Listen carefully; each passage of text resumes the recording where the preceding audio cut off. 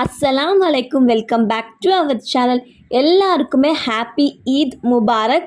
இன்றைக்கி நம்ம ஈதோட special recipe தான் பார்க்க போகிறோம். ரொம்ப ரொம்ப க்ரீமியான கேரமலைஸ்ட் கீர் தான் பார்க்க போகிறோம். டிலே பண்ண வேண்டாம், வாங்க நம்ம வீடியோக்குள்ளே போகலாம்.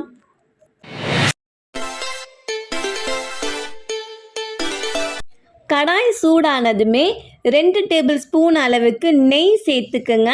ஸ்டவ் பார்த்திங்கன்னா நல்லா லோ ஃப்ளேம்லேயே இருக்கட்டும். நெய் நமக்கு நல்லா உருகி வந்ததுமே நமக்கு பிடித்தமான ட்ரை ஃப்ரூட்ஸ் எல்லாமே ஆட் பண்ணிக்கலாம். பாதாம், கேஷ்யூ, தென் பார்த்திங்கன்னா நான் ட்ரை கிரேப்ஸ் எடுத்திருக்கேன். ட்ரை கிரேப்ஸ் பார்த்திங்கன்னா நமக்கு நல்லா ஒரு பலூன் போல் உப்பி வரணும். அதே போல் பாதாமும் கேஷ்யூ லைட்டாக கலர் சேஞ்ச் ஆகிட்டு வந்தால் போதும். ஸோ சேஞ்ச் ஆன உடனே இதை நம்ம வேறு ஒரு பிளேட்டில் மாற்றிட்டு அதே பாத்திரத்தில் நான் 1 கப் அளவுக்கு வெர்மிசெலி சேமியா ஆட் பண்ணிக்கிறேன். நல்லா லோ ஃப்ளேமில் வச்சு இதை ரோஸ்ட் பண்ணுங்கள். சேமியாவோட கலர் பார்த்திங்கன்னா நமக்கு லைட் கோல்டன் ப்ரௌன் கலரில் சேஞ்ச் ஆகணும். ஸோ இந்த கலரில் சேஞ்ச் ஆனதுமே பார்த்திங்கன்னா 1/2 லிட்டர் அளவுக்கு நம்ம நல்லா ஃபுல் ஃபேட் மில்க்கு தான் சேர்க்க போகிறோம். தண்ணி எதுவுமே சேர்த்துக்க வேண்டாம். தண்ணி சேர்க்குறதா இருந்தாலும் கொஞ்சம் போல் பால் கவரில் ஆட் பண்ணிவிட்டு குலுக்கிட்டு சேர்த்துக்குங்க. அதிகமாக தண்ணி சேர்த்துக்க வேண்டாம். இப்போது ஸ்டவ்வை நல்லா ஒரு மீடியம் ஃப்ளேமில் வச்சே பார்த்திங்கன்னா இது 8 to 10 மினிட்ஸ் அளவுக்கு இது நல்லா பாயில் ஆகணும். கண்டிப்பாக இந்த ரெசிப்பியை ஈதுக்கு ட்ரை பண்ணி பாருங்கள். ரொம்ப ரொம்ப சூப்பராக இருக்கும். ஸோ இப்போ இதை நான் வேறு ஒரு ஸ்டவ்வுக்கு மாற்றிட்டு இப்போது நான் வேறு ஒரு கடாய் வச்சுக்கிறேன். அந்த கடாயில் பார்த்திங்கன்னா 1/2 கப் அளவுக்கு சர்க்கரை சேர்த்துக்கோங்க. சர்க்கரையை சேர்த்துட்டு 3 டேபிள் ஸ்பூன் அளவுக்கு தண்ணியை சேர்த்துடலாம். சேர்த்துட்டு ஸ்டவ்வு லோ ஃப்ளேம்லேயே தான் இருக்கணும். வச்சுட்டு இதை நல்லா மிக்ஸ் பண்ணிக்கிட்டே இருங்க. நல்லா கேரமலைஸ் ஆகும்.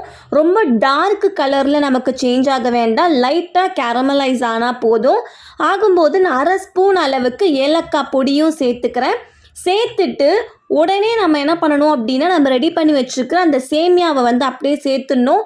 நீங்கள் ஏலக்காவை சேர்த்து அப்படியே விட்டீங்க அப்படின்னா அந்த கேரமலைஸ் உங்களுக்கு என்ன ஆகும்னா மறுபடியும் சக்கரை மாதிரி உங்களுக்கு ஃபார்ம் ஆகிடும். ஸோ அதனால் உடனே சேர்த்துருங்க.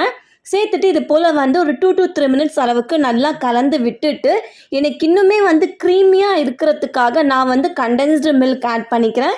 இது டோட்டலி ஆப்ஷனல் தான். ஸோ கண்டென்ஸ்டு மில்க் ஆட் பண்ணுறதுனால நமக்கு இன்னுமே நல்லா திக்காக க்ரீமியாக கிடைக்கும் கீர். அதனால தான். ஸோ அதையும் 2 to 3 மினிட்ஸ் அளவுக்கு நல்லா கலந்து விட்டுட்டு நம்ம ஃப்ரை பண்ணி வச்சுருக்கிற ட்ரை ஃப்ரூட்ஸையும் நம்ம ஆட் பண்ணிடலாம். அவ்வளோதான். ஆட் பண்ணிவிட்டு ஃபைனலாக இதுவுமே ஆப்ஷனல் தாங்க. கொஞ்சம் போல் குங்குமப்பூ சேர்த்துக்கலாம்.